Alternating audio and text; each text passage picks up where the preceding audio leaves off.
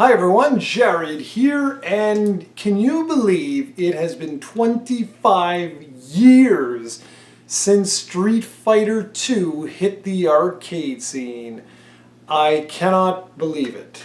That's right, it was back on Valentine's Day, believe it or not, February 14th, 1991, that Street Fighter 2 burst onto the arcade scene. I just can't believe it.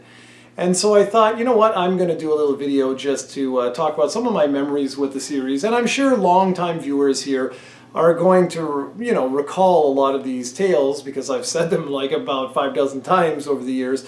But it deserves repeating. And it's kind of crazy, but at the time of this recording, I'm actually recording this on Monday. It's already a day late, but it's okay. I'm actually posting this on a Friday. So when you guys watch this, it'll already be a couple of days that this anniversary has already passed. But what's cool is that Street Fighter V was actually, it's being released on the 16th, which is crazy. That's 2 days after the 25th anniversary of Street Fighter 2. And it really blows my mind that the franchise has been around for that long. I never would have imagined that back in the day. So let's go all the way back to the original Street Fighter. I did not know that the original Street Fighter existed. I never saw it in arcades. I never seen it.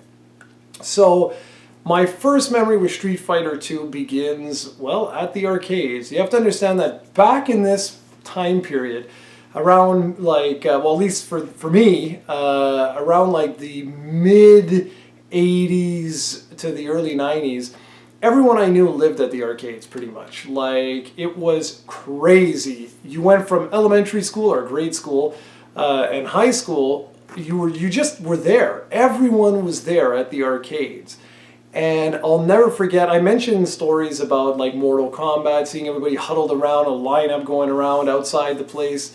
And with Street Fighter 2, it was the same thing. No one had ever seen anything like this before. Yeah, there was the original Street Fighter, which I learned about many years later. But there wasn't like real fighting, if that makes sense. It was very rudimentary, very basic. But here we had a game where you could actually do combos. And again, I did not know that the original Street Fighter even existed. For me, Street Fighter 2, I always like laugh about this and joke about this, but I thought it meant 2 players. I didn't realize that that it was actually part 2. And this, I only learned that many years later because even though I had played Fighting Street on the TurboGrafx 16, I didn't put the 2 and 2 together. I didn't realize. And so it's pretty funny. And what's really interesting is that Capcom kept putting out tweaks and updates to Street Fighter 2, and it still never clued me in because I was just like, oh, well, these are like, tweaks or updates. I didn't, see it as like the next game. And considering the following series was the Street Fighter Alpha series, that was even more interesting because I was like, Street Fighter Alpha series, okay, interesting, so it takes place before Street Fighter 2, I would assume. It's Alpha, right? And anyways, I had figured out, though, that obviously it was part 2 before that. So let's go back. Let's talk a little bit about that first day, and I'll never forget it. It was awesome, man. There were so many people lined up around this one arcade.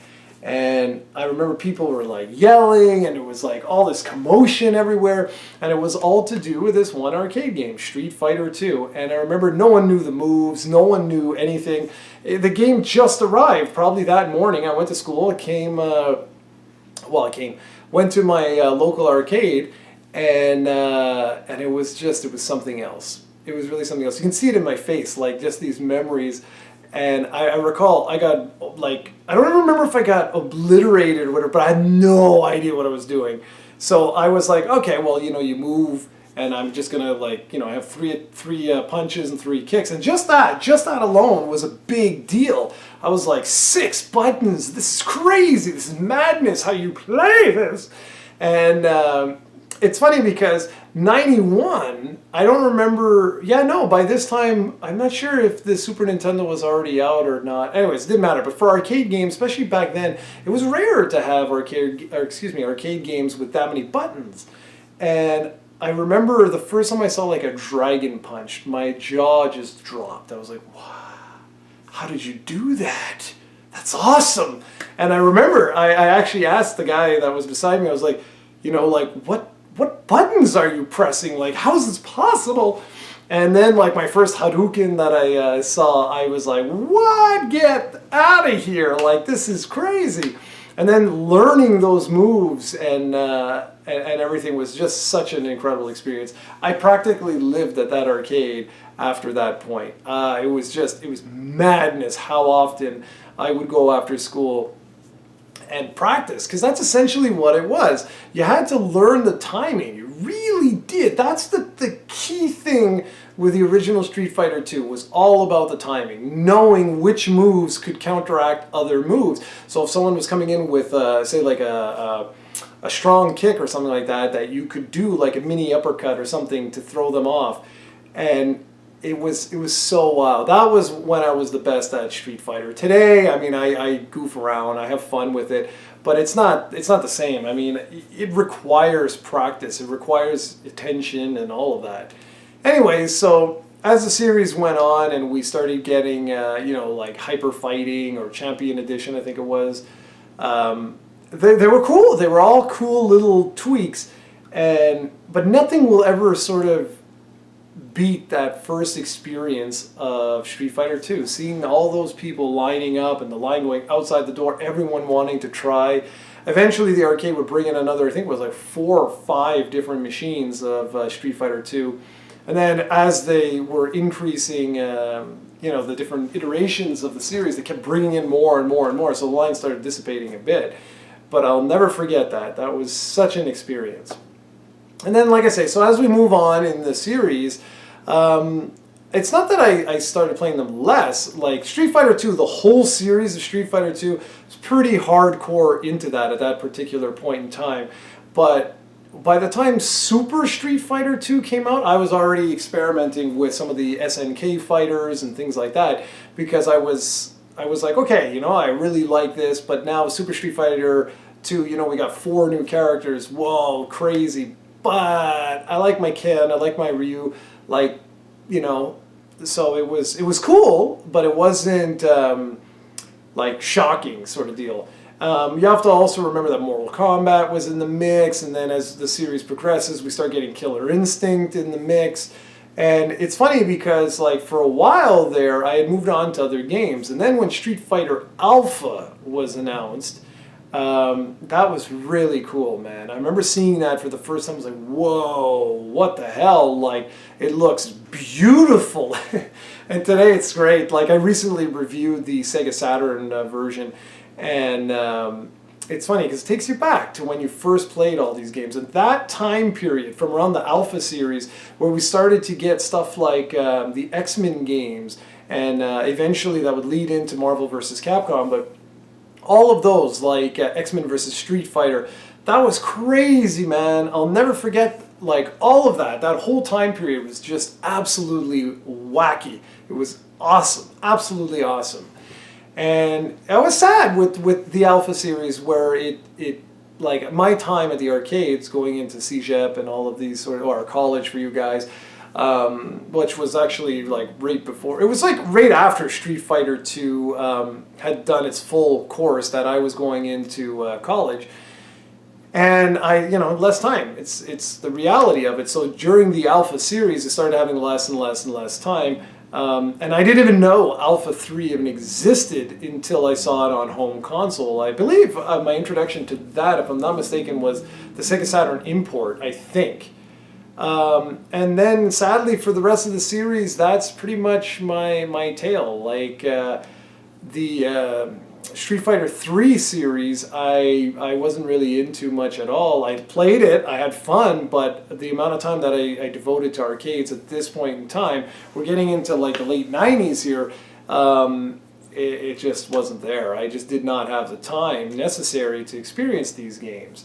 I actually own, and I'm going to be reviewing on Retro Wednesdays coming up. I'm going to be reviewing all of the CPS3 games, which is going to be, I'm really actually looking forward to that. I think it's going to be really excellent, really interesting to relive some of those memories with the actual arcade versions of Street Fighter 3. And then we come to Street Fighter 4, last generation, which there was arcade releases of those. I haven't been to an arcade in forever now, so I didn't experience those in the arcades.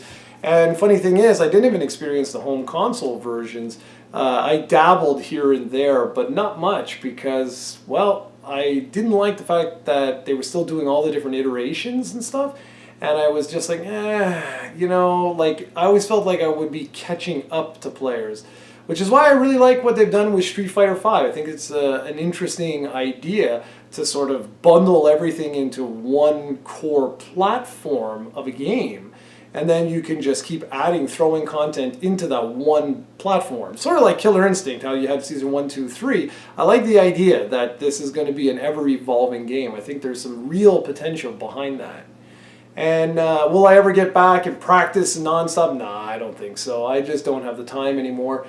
But it still amazes me that the Street Fighter series is still around, you know? Like Ryu, Ken, these are names that people know the world over. And it's staggering to me.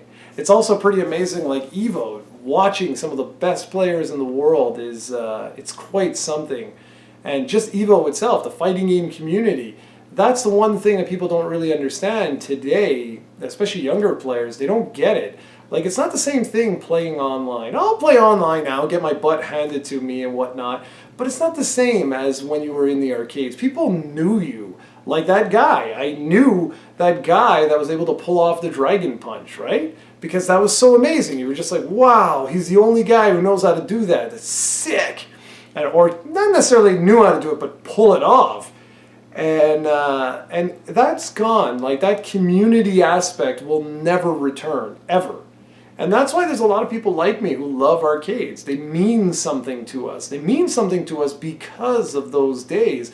It was like nothing we have right now. Sure, you have online communities and all that stuff, but it was not the same as being side by side someone, you know, talking smack and beating up each other, and you know, legends were sort of formed at the arcade, and all the BS rumors and stuff that people used to talk about. It's really sad that those days are gone, and they'll never be back. Even now, like, you know, I want to buy an arcade cab and I want to have friends over and stuff, but, you know, we'll reminisce. It'll be more nostalgia based than anything. It's never going to come back, unfortunately, which is sad. But hey, c'est la vie. That's the way these things go. And it's funny because it's sort of like print magazines when the internet came about, you know, like they all just fizzled away, and it's sad. And we're getting old, guys. We're getting old. So what about you? I've blabbed for long enough. How about you guys? What are some of your best memories of Street Fighter, period? I'm going to leave it like that because Street Fighter 2 turned 25 years old. My God, I can't believe that. But let's talk about the whole series. What are some of the things that you loved about Street Fighter over the last 25 years? And even longer if you include the original Street Fighter. So that's it, guys. Leave a comment. Let me know what you think of the Street Fighter series as a whole. What are some of your favorite memories? And I think I'm going to go and pop in Street Fighter 5. So thanks for watching, everyone. I'll see you all in the next video.